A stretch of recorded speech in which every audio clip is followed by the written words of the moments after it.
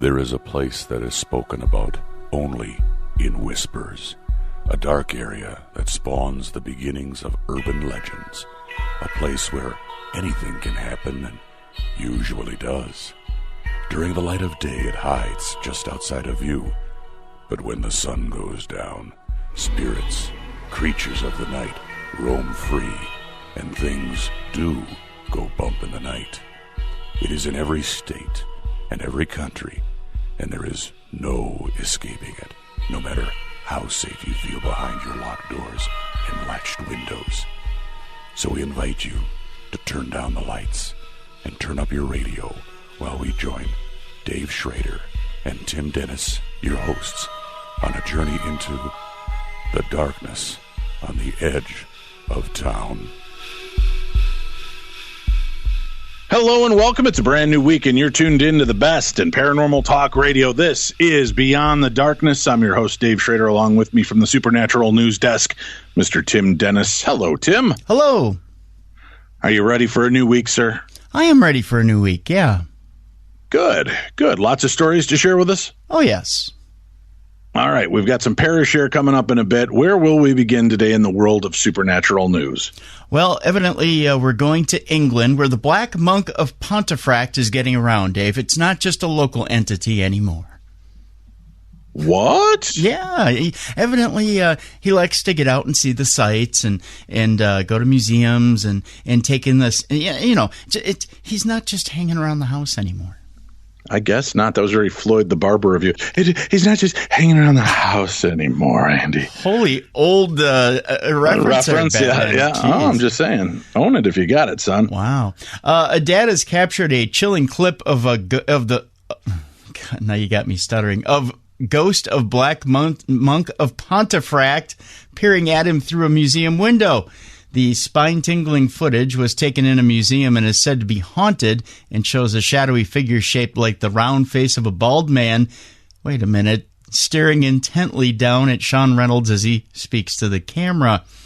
A dad believes he has captured the chilling moment that the ghost of the Black Monk of Pontefract peered at him through a museum window. The spine-tingling footage was taken in a museum that is said to be haunted and shows a shadowy figure shaped like the round face of a bald man, again staring intently at Sean Reynolds as he speaks at his camera. 34-year-old paranormal investigator Sean was editing clips from his trip to Abbey House Museum in Leeds, York, last month when he spotted the strange face lurking behind him. The ghostly face is peeking out from a pub on a Victorian street preserved within the museum that the monk would have strolled down many times in his life as it leads to the monastery. Video from just moments earlier of the same house, which is locked to the public, shows a clear window which Sean believes suggests that the spirit turned up specifically just to watch him.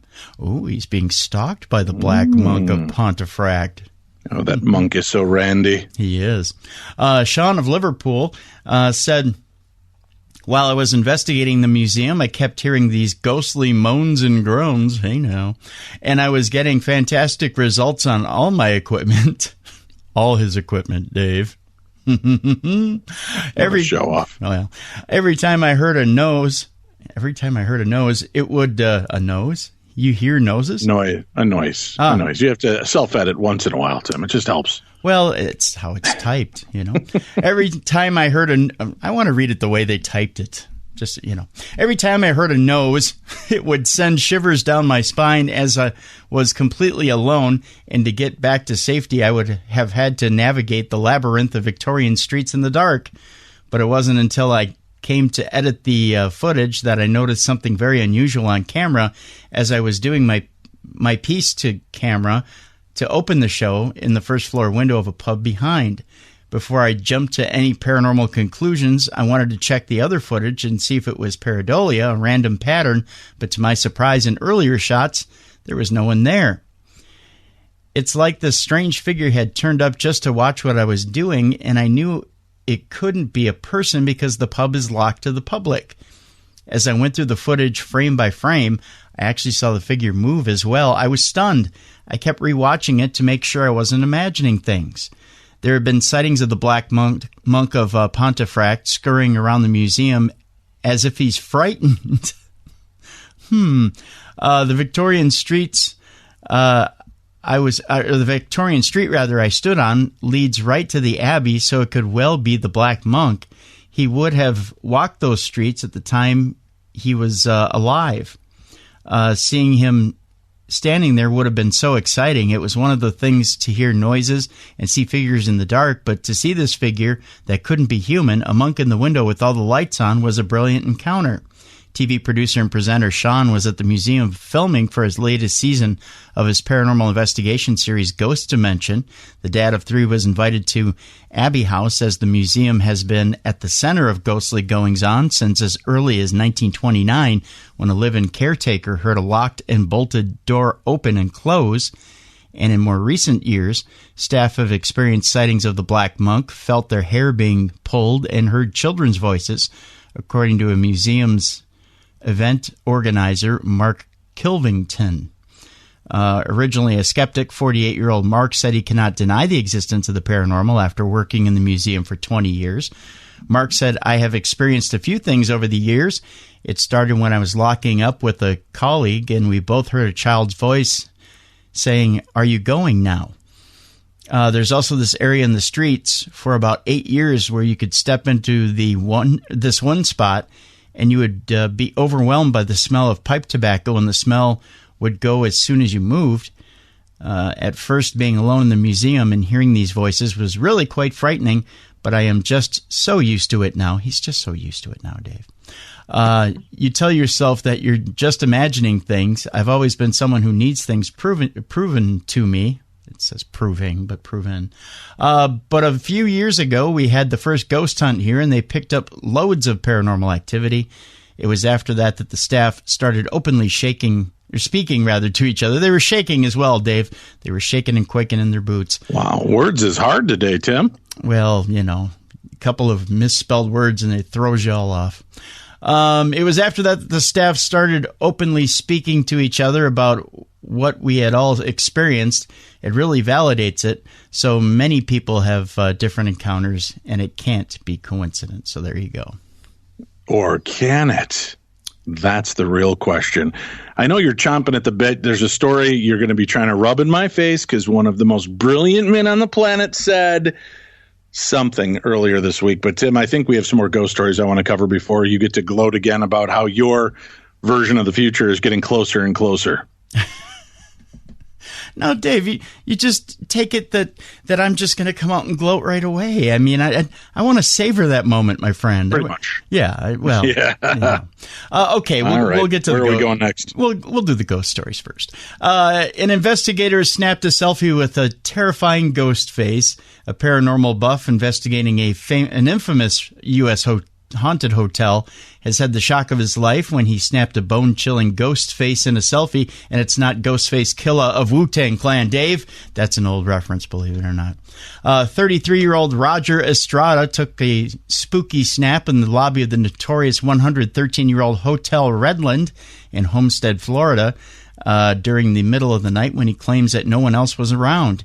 "Ever since I was a child, I've been interested in the paranormal, and I've always tried to capture ghosts on camera," Roger said, "but I've never been successful. This is really the first time I've been able to get anything good on film, and I just can't believe it," he went on to say.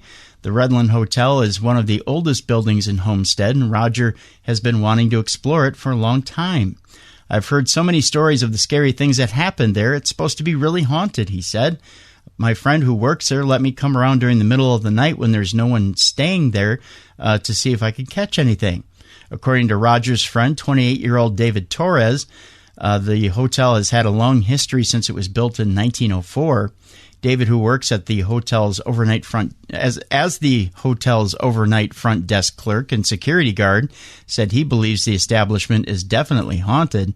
David says, according to locals, a huge fire ripped through the hotel in 1913 and killed 17 guests while they were sleeping in their beds.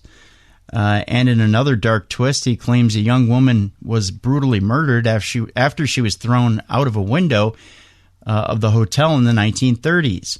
David says there was also rumors in the hotel that it was used as a speakeasy during the Prohibition era and was frequented by the infamous mobster Al Capone. David went on to say, I will often be here alone and will hear things during the night. I've been the only one here and heard footsteps coming from upstairs like someone is walking around, but no one is there. The lights will often keep flickering on and off. Things in the hotel move around, and we think that we've lost them, only to find it is in a completely different place later.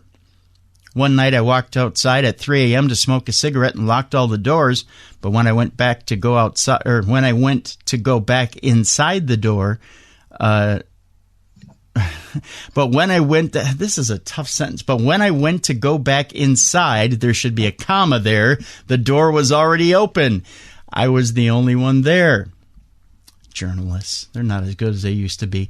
Roger's creepy image has divided the online supernatural community, who have likened the freaky face to legendary horror flick villains Michael Myers from Halloween and Friday the 13th's Jason Voorhees. I just started taking random pictures, not really sure of what I might find, he says. I didn't feel anything at the time. It wasn't until I got home and started looking through photos I had taken that I saw something weird in the background. I looked closer and realized it was a face. I was shocked. I couldn't believe that I actually might have captured something supernatural. Everyone I've shown has said that it's really creepy. According to David, room 202 is the most haunted room in the hotel, and even he steers clear of it. I wanted to go into room 202, but I'm just a bit too afraid, he says. Last week there were guests who were staying in that room, and I don't know what happened, but all of a sudden they just grabbed their bags and left.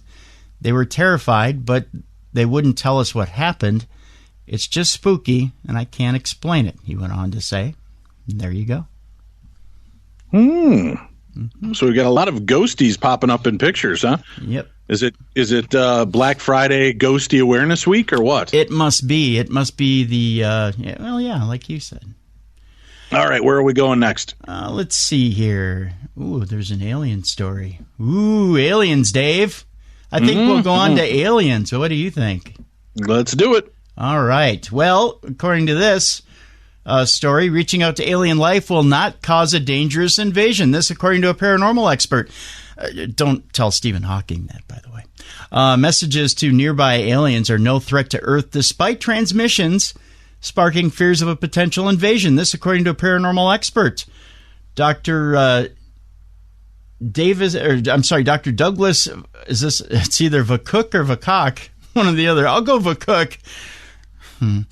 President of the Messaging Extraterrestrial Intelligence, or METI, organization, announced his research group as... I'm struggling here, Dave, with his last name. Had overseen... I'm hearing it. I'm trying not to laugh. I'm trying not to let the third grader in me come out right now. Had overseen a series of transmissions being sent to outer space from a 32-meter radio dish north of the Arctic Circle in Norway. The astronomers sent a mathematical and scientific tutorial created by METI, as well as samples of music from Spain's Sonar Festival. Oh, I don't know if you've ever been to the Sonar Festival, Dave, but the music there is excellent. No. Oh, I tell you, it's good stuff. But the move sparked fears from some scientists who believe the signals could trigger an invasion from outer space after aliens learn of our existence. The transmissions were sent towards the planet GJ237b, which sounds like a signal from a quarterback, which is believed to be one of the closest potentially habitable celestial bodies to Earth. The GJ273b planet orbits Lutyens star. Lutyens? A red dwarf about 12.4 light years from Earth. Dr. I'll say Vacook told the New Scientist GJ273b is one of dozens of planets that could host life found in the past 2 decades thanks to advances in astronomy. Following the transmissions, the scientists warned these signals could spark an alien invasion of Earth. Dan Wertheimer, a SETI researcher at the University of California at Berkeley, said 98% of astronomers and SETI researchers, including myself, not me, but the guy in the article, think that METI is potentially dangerous and not a good idea. It's like shouting in a forest before you know if there are tigers, lions, and bears, oh my, or other dangerous animals there, Dave. Good God, man. What kind of dope are you on today? I'm not. I'm just plain I'm an animals. But Dr. Vakuk, who founded the organization Medi, insists there's no treat. No treat? Why would there be no treat out in the forest? He said they overlook one critical point. Any extraterrestrials on GJ273b capable of interstellar travel would also be advanced enough to know of our existence already. Oh, geez. Didn't think of that. For nearly a century, we have been transmitting evidence of our technology through radio and television signals leaking into space. Why? Because we can't keep our big fat mouth shut. Which civilization only slightly more advanced than ours could have already readily detected. Sending intentional signals does not increase the chances of being detected by any civilization advanced enough to threaten us. Even if there is a chance ET already knows we are here, there are still good reasons for transmitting, he went on to say. Addressing skeptics of alien life being found, Dr. Vakuk admitted that more work needs to be done to reach other galaxies. He added, it lets us test one explanation for why we haven't yet discovered aliens, even though more than half a century has passed since SETI began the first modern-day search for extraterrestrial intelligence by listening for their signals. Are we likely to get a reply, he asks? Only if the galaxy is chock full of intelligent life. Perhaps more likely, we will need to repeat this process with 100 stars or 1,000 or 1,000,000 before we detect a reply, if one ever comes. Past messages have been one-off affairs that would fail this follow-up check. By repeating our message, any recipients could also correct errors that will inevitably occur as the signal passes through the interstellar medium. Medi's message includes several novel features.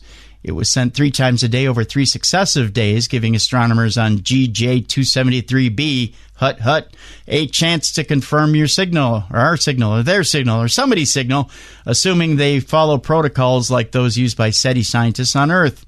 Dr. Vakuk and his MET International team will return to the European Incoherent Scatter Scientific Association's radio dish, that's very specific, in Norway next year to retransmit signals to GJ237b. The MET president said, when we return to Norway for a second round of transmissions in April of 2018, 6 months will have passed on our clock.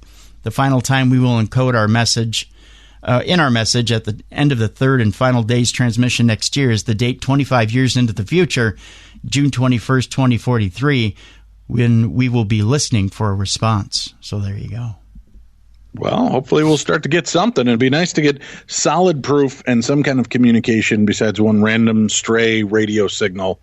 And I'm still not sure I understand how that wow signal might have just been a radio signal from a passing meteorite, and that isn't still something that we should find pretty amazing. Right? I mean, if a meteorite's just broadcasting a signal, shouldn't that be something as well? Well, you would think, but space makes noise, evidently.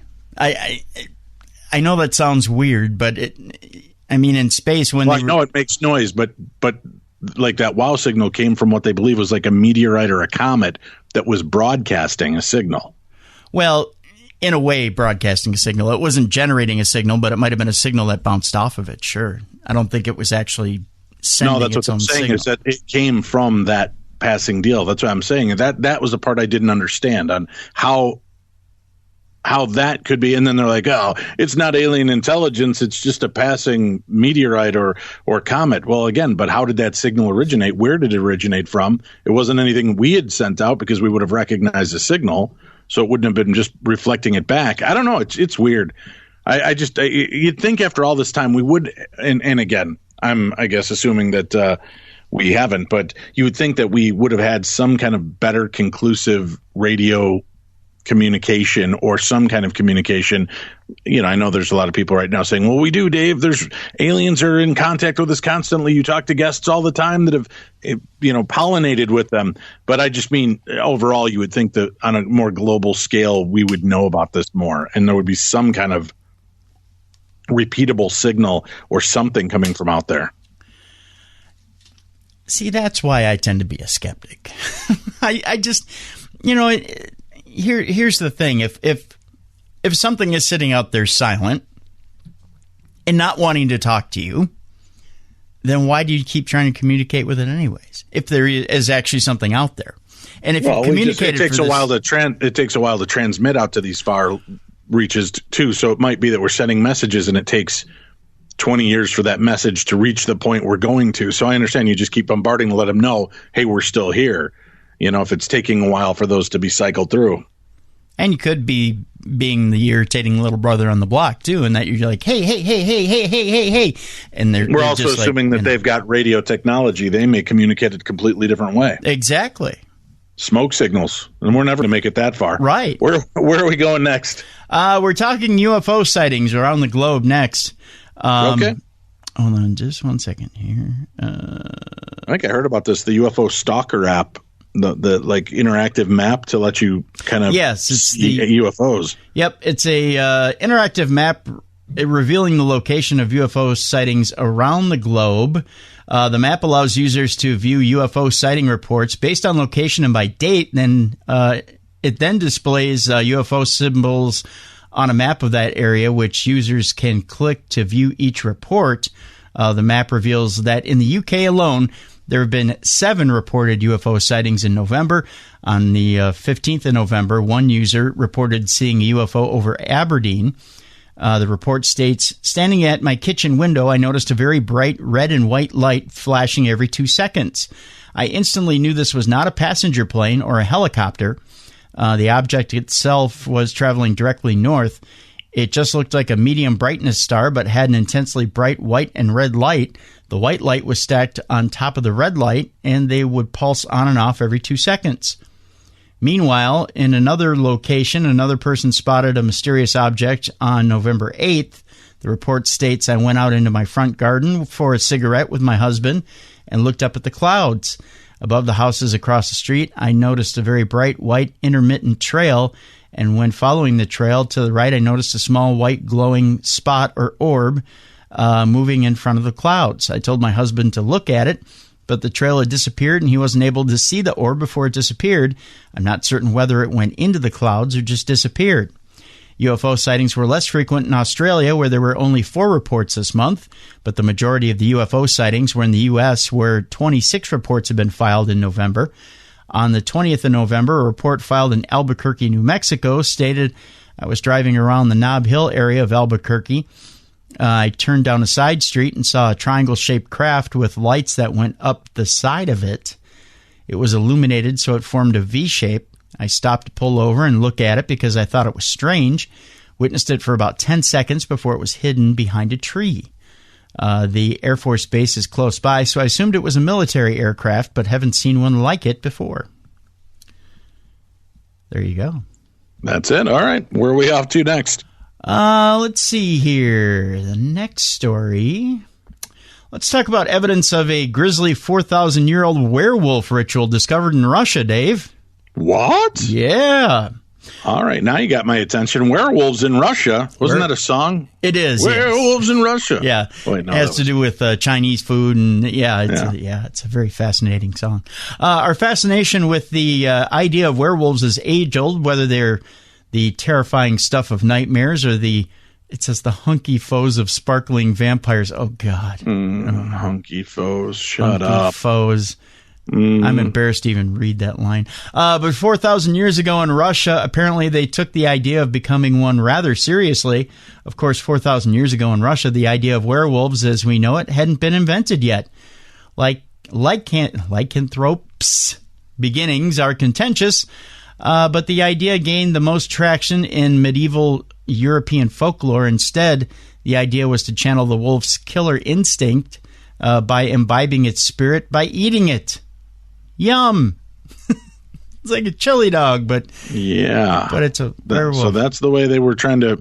I'm sorry. Go on with this. Go. There is a long history of the concept of boys and men eating dogs and wolves. Ooh, icky no. And occasionally transforming into them as an initiation ritual to become a man or warrior. That ranges from the Greeks to the Celts to the Indo-Europeans. that inhabited what is now modern Russia. I don't like where this story's going. However, this has only been seen in the writings of various cultures. There has never been any physical evidence of these rituals, Dave, until now. Anthropologists working on an ancient settlement in the Russian steppes discovered the remains of 64 dogs and wolves that appeared to show evidence of ritual sacrifice and consumption. In a paper published by the Journal of Anthropological Archaeology, they theorized that this was indeed proof of a Bronze Age boy-to-man initiation ritual. The remains were found... Hold on just one second. The remains were found at the Shrubnaya Culture Settlement. Oh boy, look at that name. Of the Krasnosa Marsko that dates to 1900 through 1700 BCE. The charred remains of the animals, some wolves, but mostly dogs, show evidence of being roasted and filleted, unmistakable signs of consumption. The bones also showed precision and preparation in the way that they were chopped up, suggesting ritual significance. At the time. But isn't that, I mean, I don't know. Isn't that a jump when it's 4,000 years old to assume that it was some kind of werewolf rite of passage? Couldn't it just been a hungry group of men that came upon some wolves and made dinner out of them? But Dave, there's more. At the time, dogs would have not been considered a food source, but companions. Touche. The remains revealed... Unless you're really hungry and there's no other food, then your companions become the best food available, I think, right? I'm just saying. It was a different time. It was 4,000 years ago. We weren't as civilized as we is today, son. The remains revealed the dogs would have been healthy adults, suggesting they had some importance in the community. They were well looked after. Most were also male, as were the dogs mentioned in the written accounts of the ritual. Oh, so they're all male dogs. David Anthony and Dorcas Brown of Hartwick College suggested in their study that this evidence of consuming dogs backs up narratives that the Bronze Age people performed initiation rituals symbolized by transformation into a dog or a wolf. There are scholarly arguments that claim the ancient customs linking warrior men with fierce animals like wolves, as well as a suggestion of killing and eating them to take on their strength and hunting instincts, could be the origins of legends of men transforming into wolves. It says here, perhaps werewolves have been around longer than we thought. That's that story. Could be. There. That's children of the night. Shut up. All right, where are we going to go next? From one creature to another, Dave, we will go. We'll talk about Sasquatch. A Sasquatch tracker sues. It looks like British Columbia for the chance to prove the mythical beast exists. A self-proclaimed Sasquatch tracker is suing the BC government in hopes of proving once and for all that the elusive forest-dwelling ape men of folklore is real. Todd Standing's lawsuit claims the province, in refusing to recognize the existence of Sasquatch, they use the plural, is shirking its duty to manage the wildlife living within its borders. It blows my mind this species has not been acknowledged yet, Standing told CTV News. They won't look at the evidence. That's why I must go into court and prove it, and I will prove it beyond a reasonable doubt. Standing, who is currently promoting a new documentary called Discovering Bigfoot, claims he has an airtight case involving video, DNA samples, fingerprints, and expert witness testimony. With that evidence, Standing believes he'll be able to demonstrate the hairy mythical creatures are roving the Pacific Northwest. His goal, to force a government biologist to accompany him into the wilderness for a period of no less than 3 months on a Sasquatch hunt. I've done this multiple times before. I do it with a wildlife officer, but they refuse, Standing said.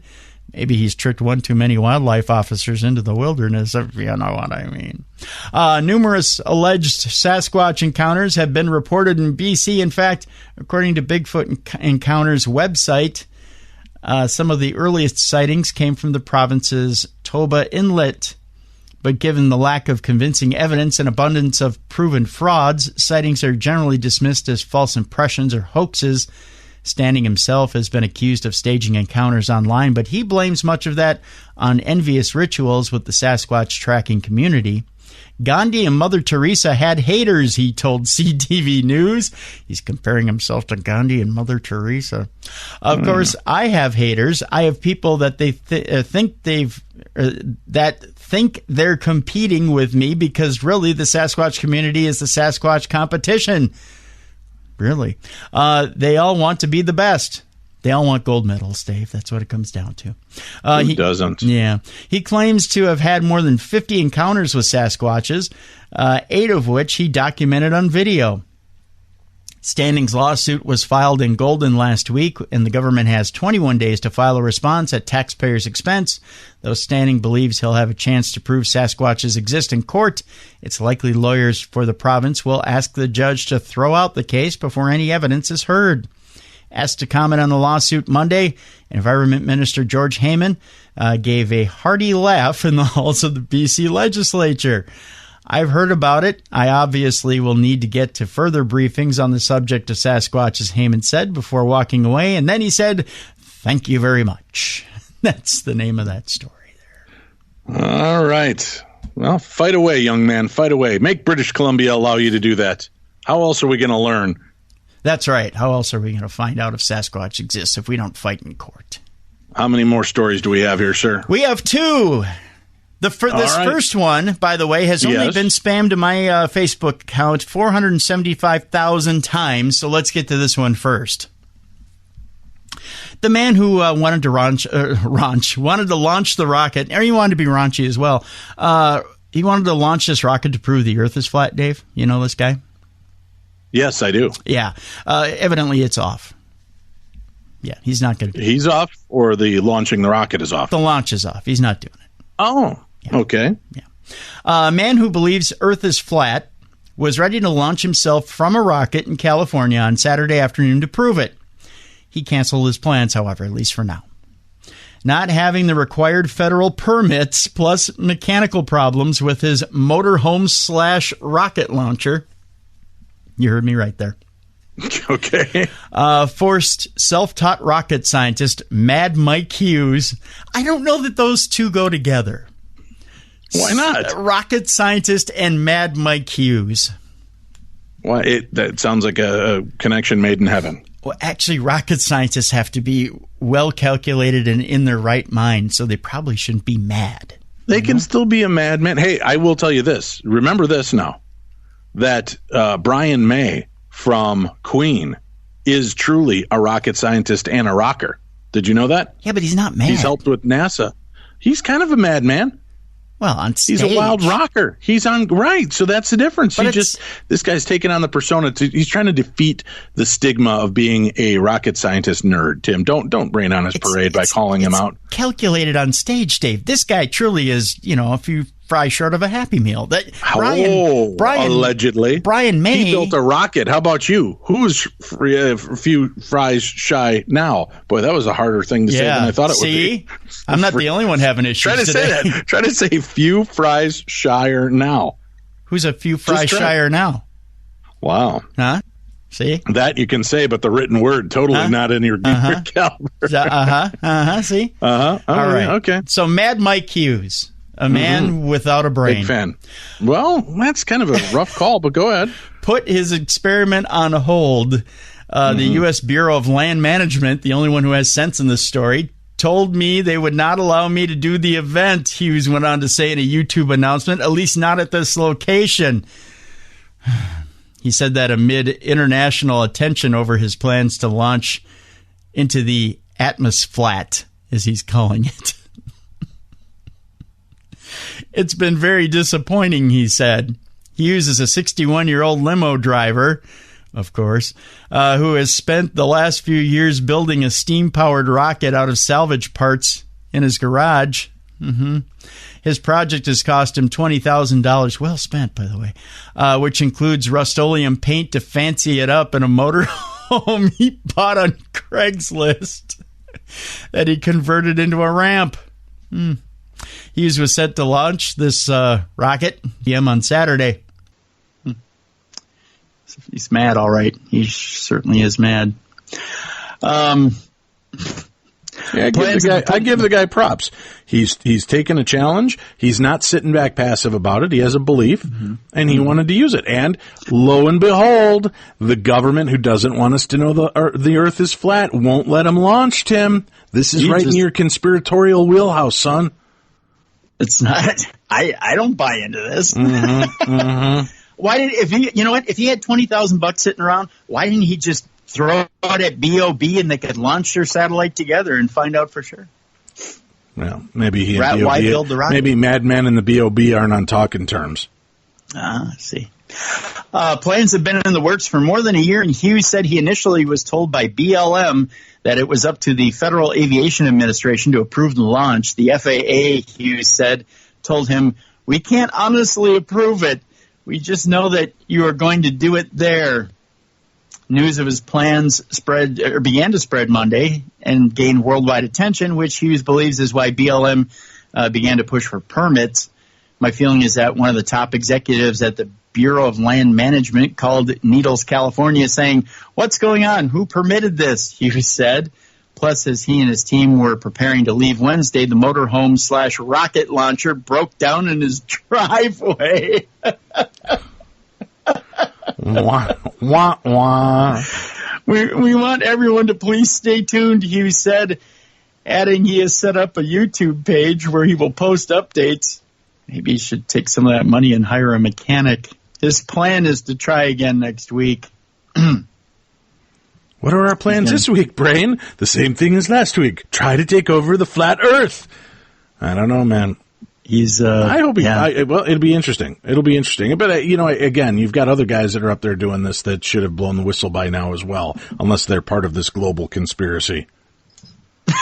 You're really trying to stir them up this week, aren't you? Oh, yeah, why not? All right, speaking of stirring them up, I know you've held off, Tim. Your final story is one that you like to grind in my face, as your belief in the future might be closer than ever before. It's not just mine, Dave. The army of darkness has risen to my side on this. In fact, every time I turn around now, Dave, no, Dave, they have. Not the whole they're thing. firmly behind me. No, I think there's a few of them. A couple of wackadoos, probably a guy that wants to launch his own rocket from his backyard. No. You're the only one on that guy's side. Every day, someone comes at me with a new story. They come at me and they say, "Tim, look, here's another story. Here's another story of someone who..." Which proves to me that it will never happen, because if there truly was some kind of dark underpinnings to this whole thing, they wouldn't be talking about it in the news. They'd be hiding it like they are the zombie apocalypse. No. Think about it. Think about it, as we say in Canada. Happen. Think about it. It's going to happen, Dave. It's happening right now. All right. Let's hear your story. I'd like to, but like I said, it's happening right now. Oh, it's fighting you? It's fighting me. Technology. See? Yeah, see, Tim? See, that's just proof. The zombies have taken over, and now systems are failing. That's why your computer's not working right. Nothing zombies to do with can't AI. operate a computer. You don't know that, Tim. I've met a few zombies that do. This is all about AI, Dave. It's all about, Elon Musk has basically confirmed that AI is coming to eradicate the human race. Elon Musk, you put so... No,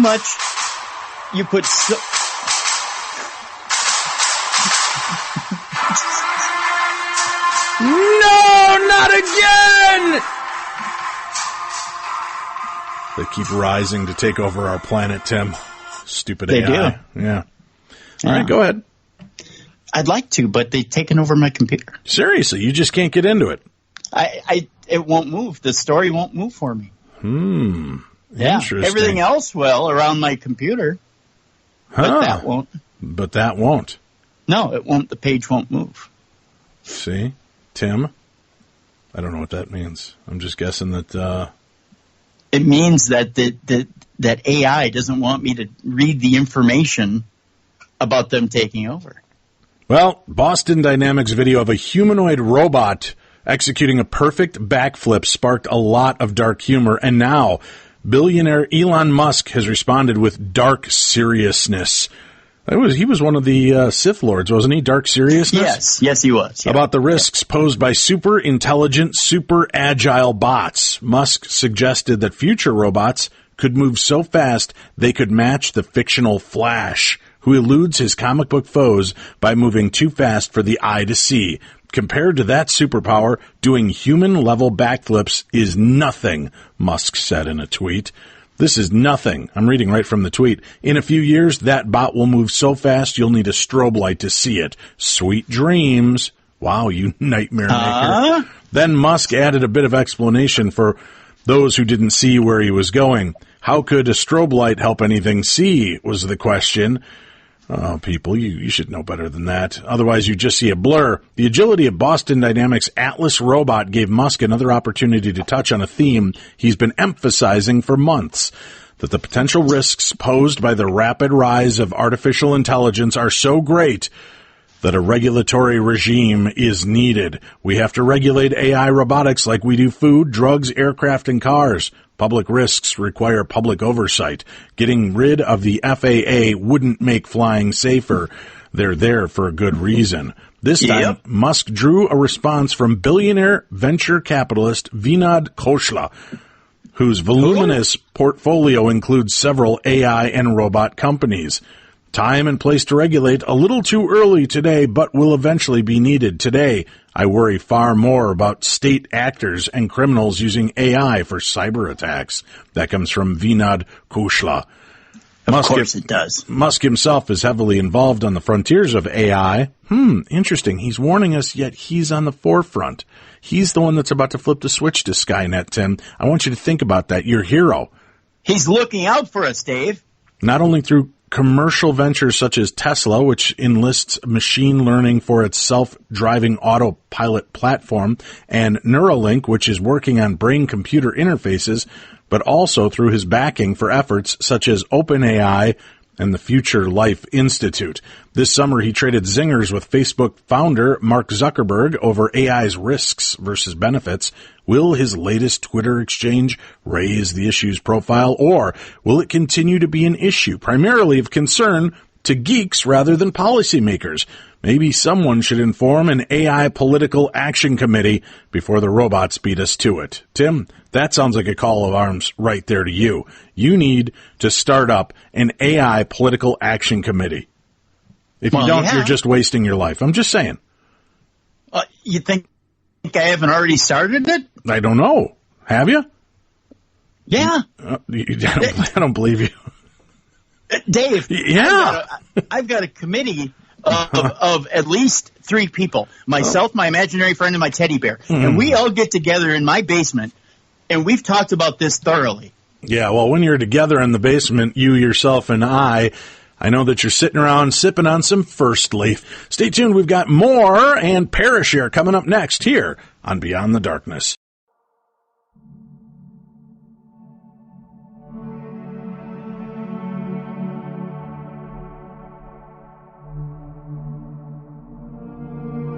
Beyond the Darkness. We're back. This is the best in paranormal talk radio. This is Beyond the Darkness. I'm your host, Dave Schrader, along with me, Tim Dennis. Tim. Yeah. I've got copies of Paranormal Challenge, the TV series I was a part of, available autographed. How about them apples? That's pretty cool. Yeah, so if you're interested, I've got the entire series. It's a mini-series of Paranormal Challenge. Zach Baggins, myself, along with 2 different teams of investigators, go to some of the most haunted locations in the United States to investigate, and we pit them against each other, their knowledge of equipment, their knowledge of history, and their knowledge of evidence and how they present it. That's what we did on the series. It's a lot of fun, a lot of cool stuff going on there. It's every episode. I think it's like 13, 14 episodes of Paranormal Challenge, autographed DVD set. If you're interested, they're $30 out the door, signed to you if it's in the continental United States. If you're interested, email me, dave@darknessradio.com. That's dave@darknessradio.com, and I will get you a copy of Paranormal Challenge and get you autographed, get the invoice out to you and let you know. And do us a favor, too. If you're listening to us through the Darkness Radio app or on iTunes, make sure you rate and review the show. Let them know that you love the show and why. Or just give us 5 stars and don't say a word. Either way, it's a win-win situation, so do what you can to help us. And remember, if you want to pick up any of the books or see any of the DVDs or just get some really cool paranormal swag, check out our Killer Links deal at darknessradio.com. Go right to darknessradio.com. Christmas is coming. Click on that Killer Deals link. It'll take you into our hand-selected Amazon page. There are books, there are DVDs, there are TV series, there are T-shirts, sweatshirts, socks, all kinds of cool swag, and some ghost hunting and Bigfoot hunting equipment, all right there for you to go through and choose. And remember, every time you make a purchase, a very small percentage of that sale goes right to help your buddies with our administrative costs. So make sure you go take care of that. That's darknessradio.com. Click on the Killer Links tab and bookmark it. So anytime you're going to make a purchase, if you go through that link, no matter what you buy, you'll be able to help your buddies out. And that goes a long way to keep this show as free of commercials as we possibly can and make it free for you to continue to listen. Shall we get started with some supernatural Parashare here, Mr. Dennis? Let's do it. Dave, I was just listening to the show of The Man That Could Fly. That was our Friday show. That was a really kind of interesting show and a kind of off-topic deal. Did you get a chance to tune in on that one, Tim? Yes, I did. I'm fascinated, and I started doing a little research on that. Do you realize how many people have been witnessed flying? It's not just a one-off. Yeah, it's pretty crazy. I'm going to keep doing some more work on this because if there's a way to fly, dude, I want to do it. I want to fly. That'd be cool. I don't need AI. I just want to fly. Anyway, this story says, I was listening to that episode of The Man That Could Fly. When I was around the age of 20, I weighed about 200 pounds or 180 something like that. My sister-in-law, my sister, and my two nephews who are preteen performed a similar feat that the doctor was talking about. I sat in the chair and the four of them got on each side of me, two on each. They started out with one hand over my head and they worked their way around concentrically. Then they reversed and they picked me up with no effort, and it totally freaked me out. I did it again with some people at work, and it worked again. It's truly amazing. That was around 38 years ago. My birthday is November 23rd of this year, Thanksgiving, and we're all meeting up, and I want to see if it will work again 38 years later. Thank you for your show. I enjoy it nightly, and that comes from Tim Keating. Well, Tim, I'll tell you what, if it happens, let us know. And if it did happen, I hope you guys are smart enough to videotape it because we want to see the videotape. Did you ever do that light as a board, stiff as a feather thing growing up, Tim? As a matter of fact, I have. And the last time I did it was one of our trips to Gettysburg for phenomenology. I did it on an investigation. Did it work? They did it to me, which I Did it work? They claim it did. I don't know if it did or not. I didn't feel myself rising. You don't know if you floated? I didn't feel myself floating, no. Okay, well, did the ceiling look closer than it did when you first laid down? No, it was dark. That would be the first tip. Okay. It was dark. I couldn't tell. See, I did it in a lit room. We had candles going, everything. We saw this kid just float up with us barely touching him. So I don't know. It's pretty astounding. If you didn't get a chance to listen, go back and check out our Friday episode. It was really cool. Just something different.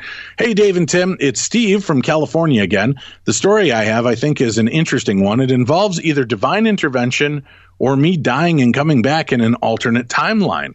Either way, here's the story.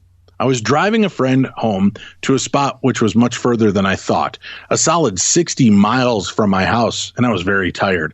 I remember driving into his town and seeing a large dog running down the side of the road. I dropped my friend off at the house and headed home. I knew I was getting tired but wanted to get home to my bed. Leaving town, I see the same dog as before, lying on the side of the road. I assume dead. Next thing I really remember is passing the zoo 13 miles from the city I left. From there, it was 3 possible routes to get home, but I don't remember which one I took. I remember passing the zoo and waking up the next morning. I drove a solid 30 to 45 minutes, and I don't remember.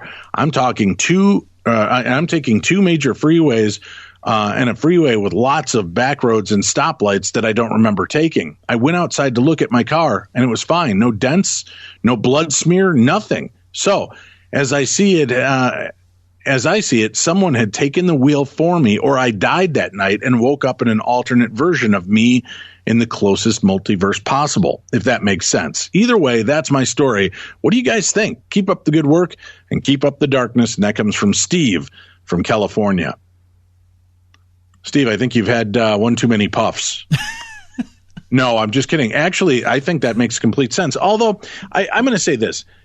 Like when I drive back from KNSI radio up in St. Cloud after doing Coast to Coast, I'm on a highway and I have to take 2 different highways and then some stop and goes. And there are times I'm so tired and I'm driving, I don't remember the drive. I just remember all of a sudden I'm pulling up into my neighborhood and I'm like, wow, how the hell did that happen? How did I get here that quick?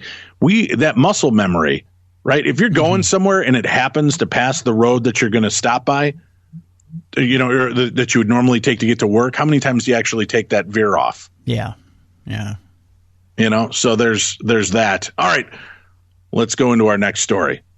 Dave, this happened about 9 years ago while my wife Betty and myself Don lived in an apartment in beautiful Hershey, Pennsylvania, directly across the street from the Reese's factory. Oh, Reese's.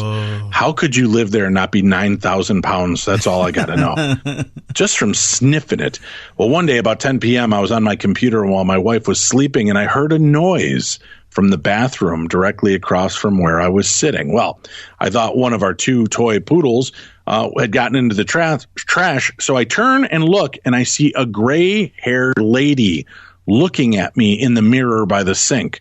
I was not freaked out since it was all it was doing was looking at me. I watched for about 5 seconds and nothing was there, just the normal reflection. I went and woke up my wife and told her about this since we always were into the paranormal. I explained to her what the woman looked like, her hairstyle, facial features, the glasses, and the type of dress. My wife then goes into a closet, digging through a few things, and pulls out an old manila envelope with some pictures in it that I didn't even know she had. She finally finds this picture, and it is the woman that I had seen in the mirror.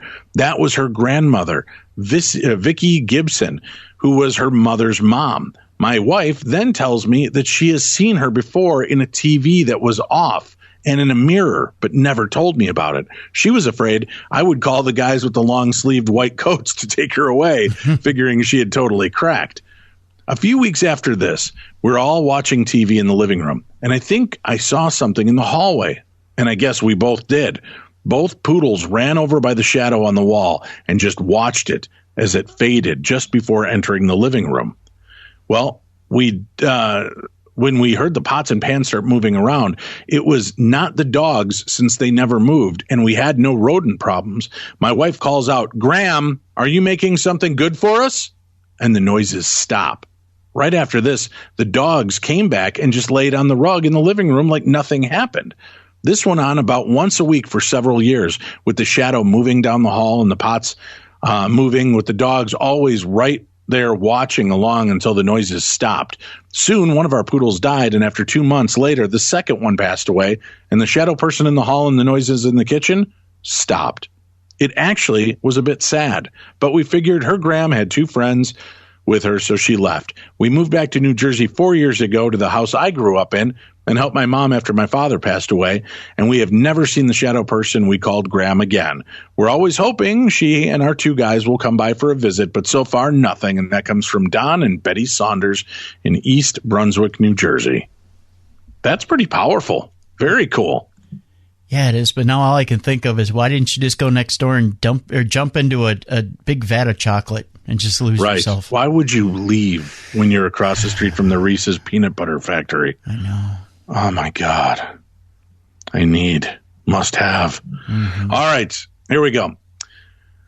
Oh, another old man picture ghost story here, Tim. Are you ready? Ready. Hey, Dave and Tim, I found your podcast a few months ago. I'm absolutely hooked. I love it. I listen while I get ready and drive to work up at 2 o'clock in the morning, which is located on an Indian reservation that is super dark and with very little cars at that time of the morning. That enhances the scariness of the stories as I listen and drive. Anyway, I have a story to share with you that happened to my daughter in our home. We lived in the house for 8 years and have had many experiences, except for my husband, who has a reasonable explanation, and she puts that in quotations, for any and everything. He is a skeptic to the utter core. The experiences have been mostly just to myself, my daughter, and my youngest son. I have been into the paranormal for many, many years due to living in a haunted or spiritually inhabited house almost my entire life. We have heard, felt, and have visually, mentally seen many things, but this was the craziest one so far. My 19-year-old daughter is very sensitive to energies, especially when entering buildings or houses, and can occasionally see spirits. Now, back in March of this year, she had an old man ghost who would watch her through the small bedroom window on the second floor. Every time she went into her room, she would see him looking at her and watching her. He would move his head around so he could see her at any angle in her room. She would just pretend she didn't see him and would go on with her life. What? Tim, I'm a 50-year-old man, and if I see some creepy guy standing there staring at me in my room, I'm not going back in, especially when it's me time, if you know what I mean. She left the blinds up and open on that window all the time, and one day I asked her why she didn't close it. She had a brilliant answer that I hadn't even thought of. She said, I don't want to close the window because I don't want him in my room. I'm afraid if I close the blinds, he'll come inside. She's so brave that it didn't even freak her out that this was not scary. She's just very curious. Forward a couple of weeks of him looking into the window. One night she was sleeping and was woken by a loud bang. No one else in the house heard the noise. She woke up and the old man was now in her room. At this point, she had never attempted to speak to him or even acknowledged him. She pretended that she didn't see him in her room, and she watched as he walked around her room and went to the door. She thought he was going to go into the hallway and check out the rest of the house, since now she was wide awake and wondering why he was now inside in her room. She grabbed her laptop that was closed on the bed and turned it on to look at Facebook. As she lay there looking at the computer, the old man did not go into the hallway, but turned around and came up to her and got really close to her face. She never said anything. He never said anything to her or him to her. And she came up so close to his face, she could see his face so well that she could describe it to a sketch artist in great detail. Now I'm going to stop the story there again, Tim. Okay. I don't mean always to give my commentary on these things, but what does that say about our world when you're seeing this creepy man outside your window constantly looking in the window, rotating his head to see you, and then he's in your room, and your first thought is, I'm going to go on Facebook. I'm going to turn on my laptop and go on Facebook. Yeah. How screwed civilization are we?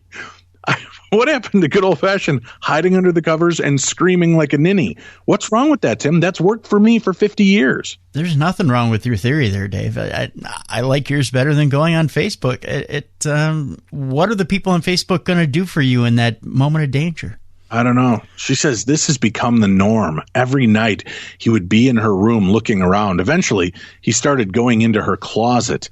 She said it was like he was looking for something. She could hear the hangers and stuff moving in the closet. Still, she was so brave and not scared of him. I don't think I would have handled it that well. That's what she says in the letter here. One night, she took a pic of him with her iPhone. She didn't want him to see her taking the pic, so she held her phone so it would be hidden by her arm in the pic. The blur across the bottom is her forearm. At the time, he was in the closet and all of the lights were off in her room. Now, I'm a grown woman, but I still can't sleep in complete darkness without the hall light and the bathroom light and the TV on. And seriously, Grace Under Fire comes on at night, and I watch it while I fall asleep. Yay, Brett. That's all part of the story, Tim. And her strength of fear amazes me. She texted me the pic that night. She circled where he was, and you can see two small white dots, which appear to be his eyes. And if you zoom in, you can see a dark outline of what looks to me like a gorilla or a wolf shape. Holy crap. In the pic, he doesn't look like an old man, Dave. I eventually asked her if she ever tried to ask him what his name is, what he wanted, or what he was doing, and she said she never did. I told her that sometimes you can tell them to go to the light, and you can ask them to go where they need to go. So a week or so after that, I'm asking her about him because she hadn't said anything about him at all. She said that she did what I told her to do. My thought was, oh, crap. What did I tell her to do? And then she said she told him one night to go to the light. She said after that, he left and never saw him again. And that comes from Cheyenne. Now, Cheyenne sent me the picture. Mm-hmm. And I got to be honest with you. I don't know if it's just my crappy computer screen or what. I mean, I can see two specks of light that look like glowing eyes, but I can't see the shape. I mean, I can see the pixelization of the darkness kind of after her forearm. Okay. But I couldn't tell you if it was in the shape of a dog or a human or what. And I couldn't even tell you that those are eyes. They're just positioned two kind of side by side, which gives you that feel that they're a pair of eyes. But that's enough. A 19-year-old daughter that has her stuff together that much. Wow. Yeah. Hey, Dave and Tim, how are you? I wanted to thank you guys. Your show reaches out and touches people. Since I know you get a million emails, I'm going to get right to it. I'm not sure if you would categorize this as Mandela effect, but to me, it seems very close. What changed for me was an entire experience similar to that lady you mentioned in the show about the baby. I have a very good auditory memory. I pride myself on it, and it helped me get my master's degree without having to bust my butt like many of my friends. I remember large parts of conversation, even from years ago, which makes lying to me a pain. So I never really doubted my memory until this experience. This happened back when my brother was still dating his now wife about 12 years ago, give or take. We would, on occasion, get together and watch TV. That night, we watched Jeepers Creepers 2. We watched TV in the basement where we had a little couch and chairs set up. Everyone usually sat in the same place each time. I remember his girlfriend being very restless because she wasn't enjoying the movie. She'd get up, lay on the floor, go back to the couch, repeated this a few times along with asking some fairly dumb questions. One in particular was about the dog in the movie. She at one point blurted out, "They're not going to kill the dog, are they?"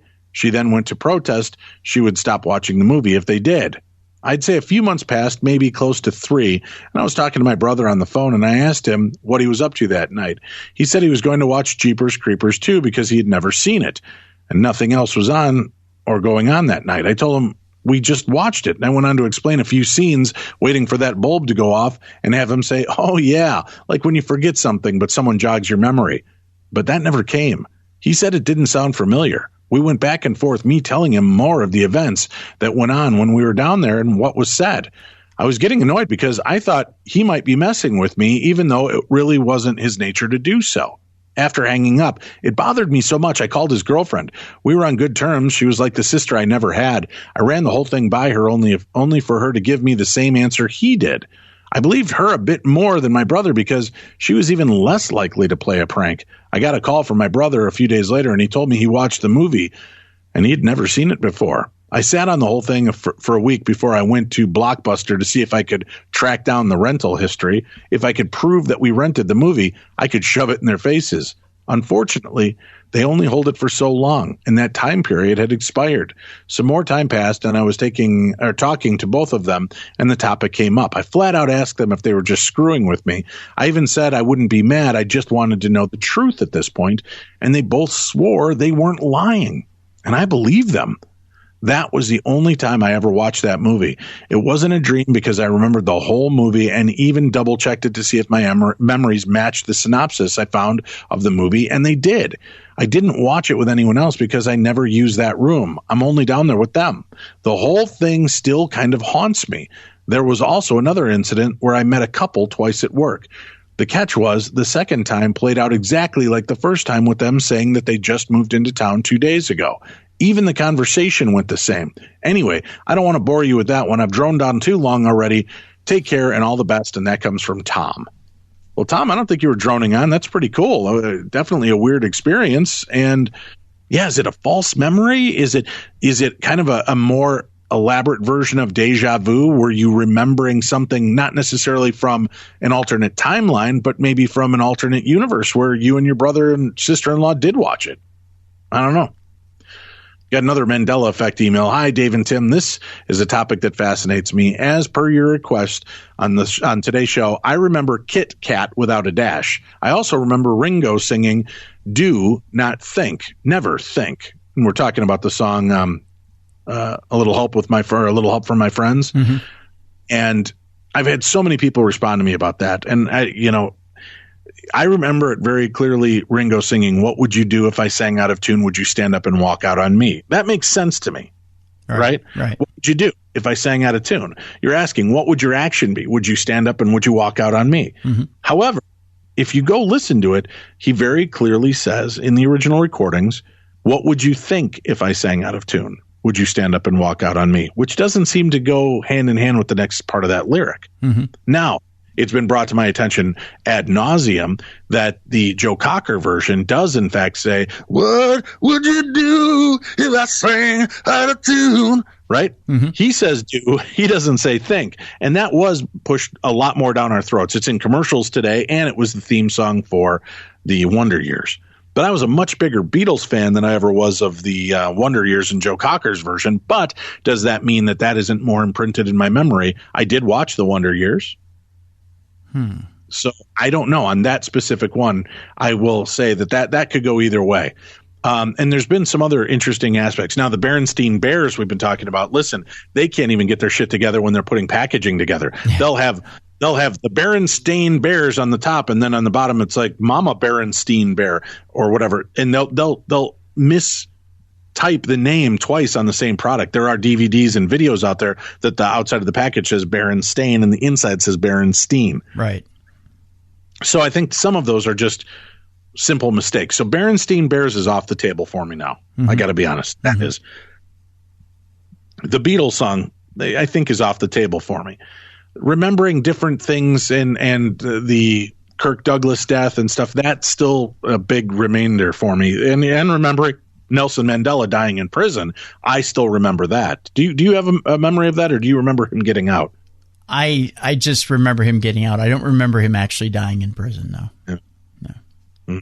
Well, it's like that time. Remember when I paid you back every cent I owed you, you know, and now you're trying to tell me no, I didn't, but I know I did, pal. I think you're having a Mandela effect, Tim. You're having, this reality, I paid you back every penny. So it's time. I'm just going to take that off the table as well now. Let's just, that's gone. It's off the table. I'm glad we were able to finally put that past us. For finally admitting that you were wrong and that it was just a Mandela effect thing. Anyway, our next email, Tim. I remember that. Michael Wright. Hi, Dave and Tim. A couple of weeks ago, a friend of mine sent me the obituary out of her Buffalo, New York paper for the actor Robert Guillaume. I was very shocked to see this, as I remember about 15 years ago, or maybe a little more, that he had a stroke while he was doing his television show Benson. Well, first of all, Benson's been off the air for 30 years? Yeah.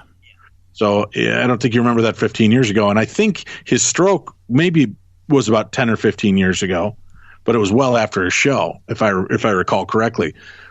They said he was taken off the show and had a hiatus until they planned on him coming back, but the show was canceled because of his death.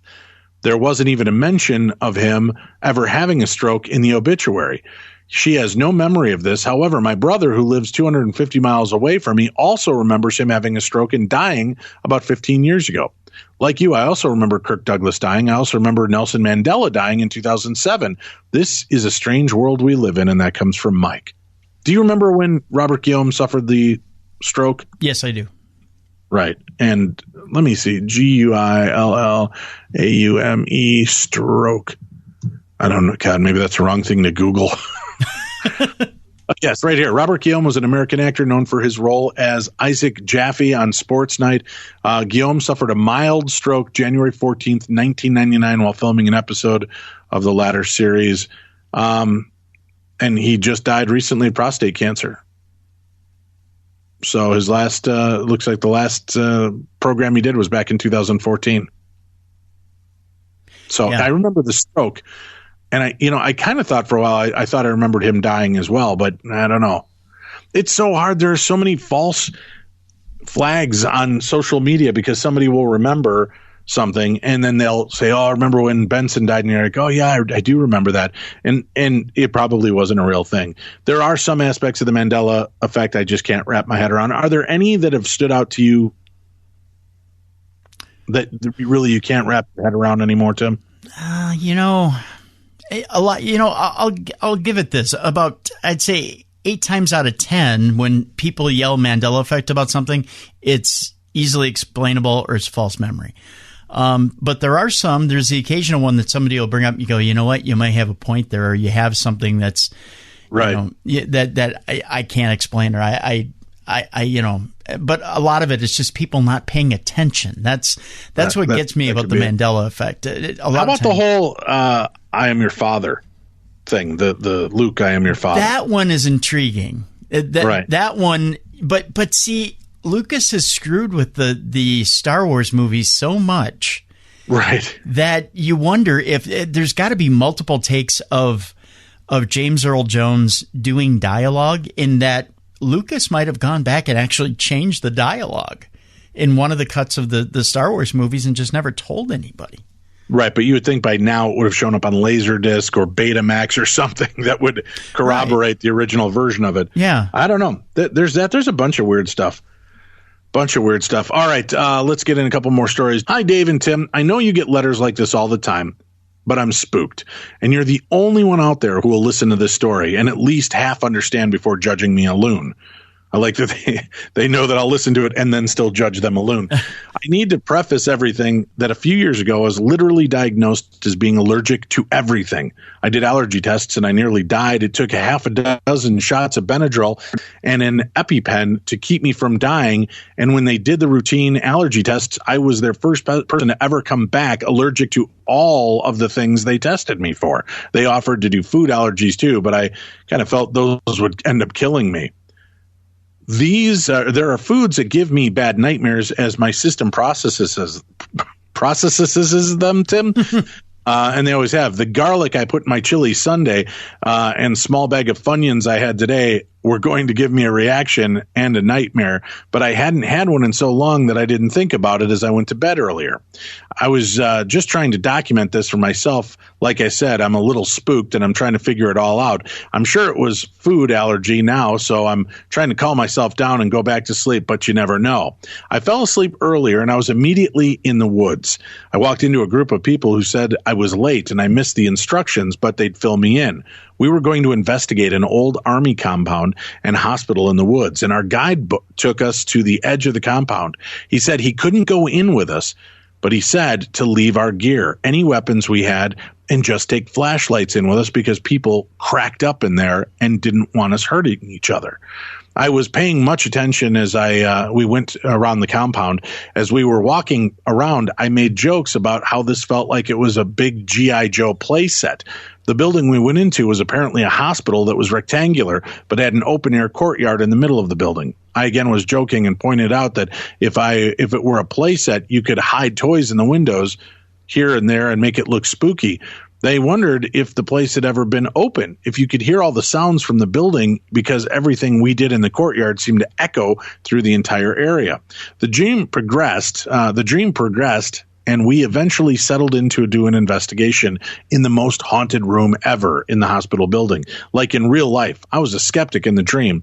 I felt like we were all idiots just sitting there in the dark and waving our flashlights around. As we just sat there, they claimed to see something in the dark and kept admonishing me for not protecting my soul. They were all putting their index finger up like doing a number 1 and putting it between their eyes, extending from the bridge of their nose up to their foreheads. I thought this was just a load of BS and just some routine that the group did, but I did not. Then one of the group members started screaming and seeing something fuzzy in the air. When he shined his flashlight, it looked like a mirror with steam and smudges on it hanging in the air.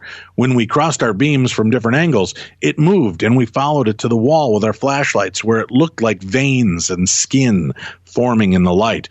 It turned into a face. Looked like a white guy to me with a big nose. I didn't recognize him.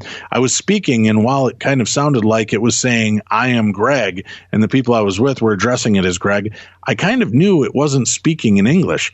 It was some language that was ugly and dark. I was going to suggest that we leave that thing alone and we get the hell out of there, when the guy who had first seen this thing in the air freaked out and started screaming. He ran out of the room, and we could hear him running down the stairs. The face on the wall vanished, and as a group, we went running down after the guy who freaked out. There were some joking about how the biggest and the strongest of us, an Ohio State lineman, couldn't take the encounter as he walked back to meet our guide. The guide was now Native American. I didn't get a good look at him before since I was late. He said the one fella ran past him so fast that he thought it was a bear running through the woods, and the guy couldn't get clean.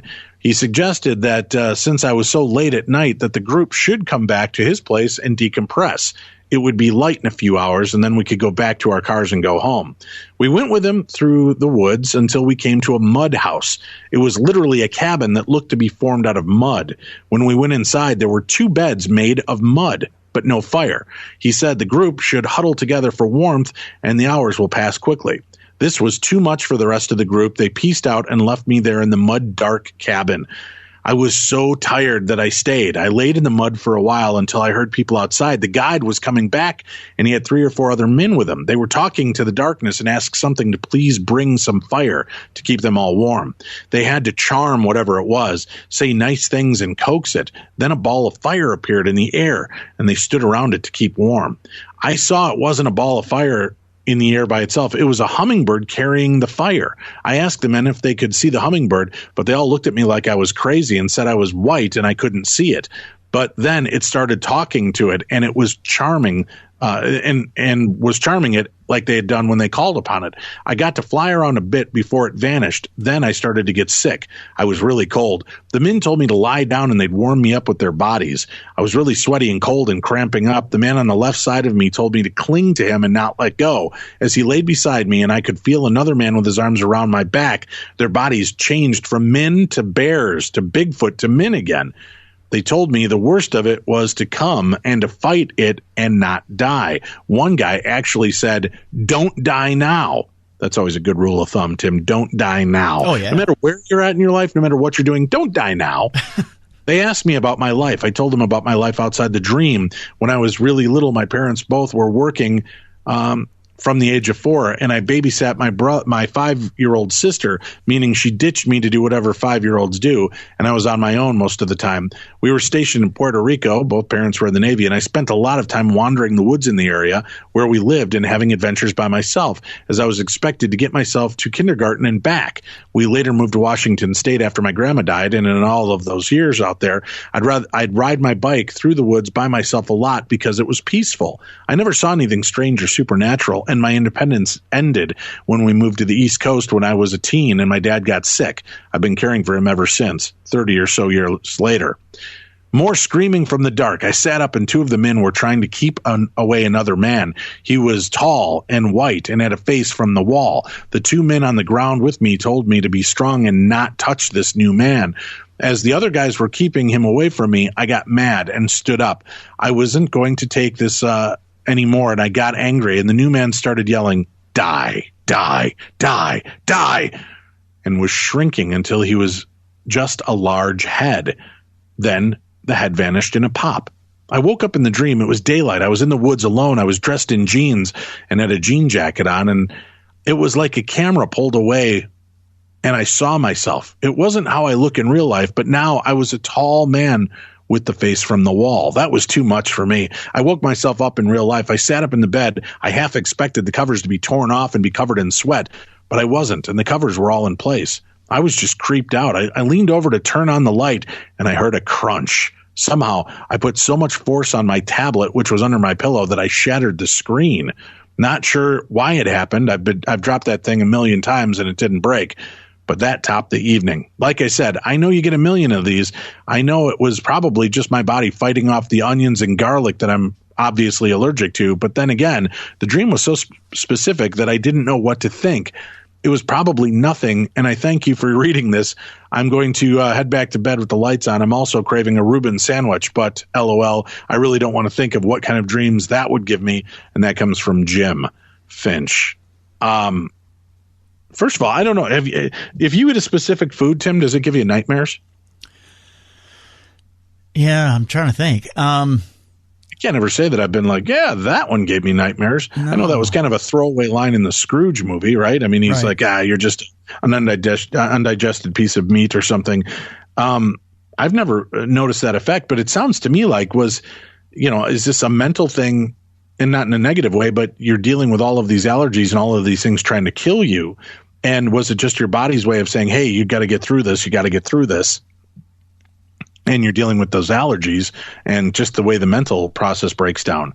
But I don't know. It's dream world. Who knows what's going on? I just feel sorry for Jim that he's allergic to onion and garlic. Wow. I love those. Allergic to everything. Everything. Man. All right, our last email. This happened in the late 1990s in a house we bought in Sandwich, Massachusetts on Cape Cod. A typical 3-bedroom cape. It was a new home. It was built on what was once farmland. For the first several years, nothing happened in that home. And then I finished the basement. I made a TV room and a separate one that was a crafts room. On several occasions when I was watching TV in the basement, I thought I could hear voices coming from the craft room. I knew no one was in the craft room, but I really didn't think too much about it and certainly did not scare me. And then one night while I was upstairs, my wife, who had been in the basement watching TV, ran up into the kitchen to tell me she could hear voices coming from the craft room. So I went down to check on it. Of course, there was no one in the basement. So I shut the lights out in the TV room and the craft room and went back to bed. Later that night, I woke up about 3 a.m. and I couldn't remember if I'd shut half of the basement. So I went down to check on it, and that's when I noticed the light was back on in the craft room. I knew I'd shut it off, so I just thought it was a little strange that the light was back on in the craft room after I'd shut it off earlier.